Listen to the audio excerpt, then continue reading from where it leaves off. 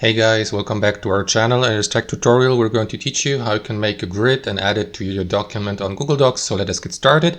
It is very simple, guys. Basically what you need to do is add a table to your document and customize it so that it looks like a grid later. Let me show you how to do that.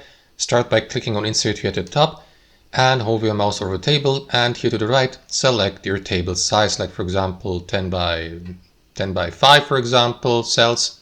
And what you want to do next, guys, is adjust the size of your grid. You may do that, for example, by clicking on the bottom border or edge of that border and drag it here to the bottom.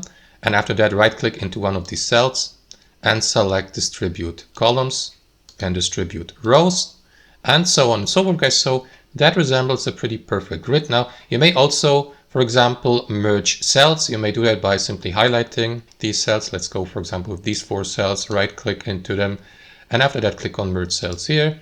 And what you want to do, the final step, guys, is also make that grid slightly less visible by applying a custom color like a grayish color.